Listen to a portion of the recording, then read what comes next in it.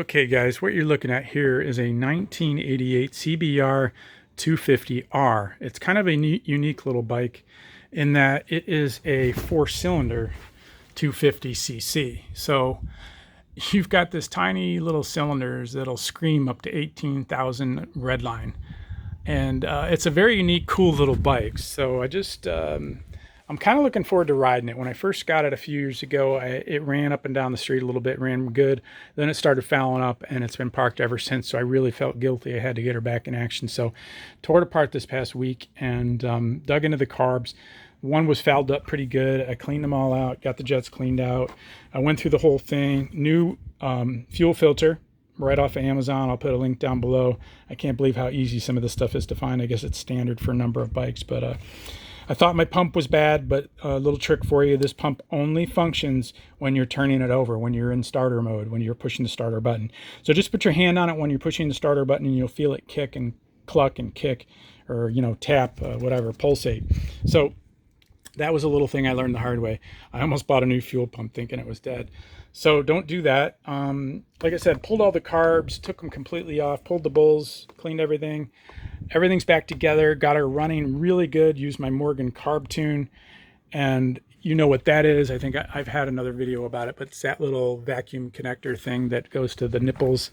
This one has nice little screws that you can pull off. If you see it in the hole there, it's glowing.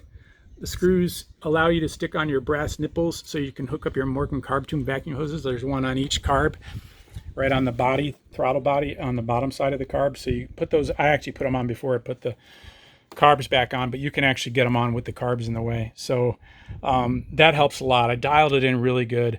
The setting that I used was 2.5 turns out on the air screw.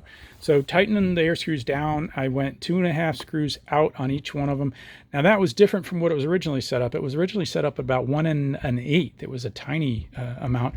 Now I'm understanding that maybe I should be at 1 5/8. So I'm going to play with that a little bit and retune it just for fun. It is running remarkably well. Starts instantly, pulls great. I just want to see if I can change any of the smoothness or characteristics. Not that it isn't smooth, but I just want to fiddle with it a little bit more because I'm not sure which one of those settings is actually correct. It's a little confusing online. Again, this is an 88 MC19, and I think it changes in 89. Maybe it's the same, but I think for sure it changes in 90 when it's the MC22.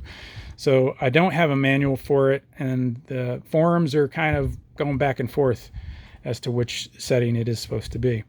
So I just wanted to show you this bike, give you the heads ups, and in terms of synchronizing the carbs, you'll see it. There's a tiny screw down in here. The screwdriver will have to go in kind of right here. You barely slip it in there. Nice skinny Phillips head. That'll sync these left two. Then you can use the screw down here next to this tube. You can slip your Phillips head in there and it'll sync the right two. Then there's a screw in the center. Again, down in that hole, you'll see it with your flashlight, and you can sync the left two to the right two. So that's how you dial it in with the Morgan Carb Tune or any sort of synchronization. And, you know, other than that, that's the sync. And then the air screws are kind of a little different animal, which I'm going to fine tune in this next attempt. Now, I don't know if I mentioned it, I think I did, but the real reason I tore it back apart is to put these new rubber boots on.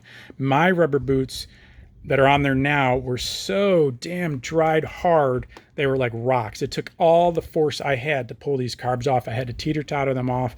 Hose clamps are loosened, ripped them off finally. They weren't easy. I'm prying them with everything. I was literally using a 2x4 with a rope wrapped around it, leveraging against the frame. I still couldn't get them off. So the trick is to teeter them downward and work them off in a teeter-totter situation. Going back on, very difficult. I literally heat gunned those rubber cups. I should have bought these little boots ahead of time.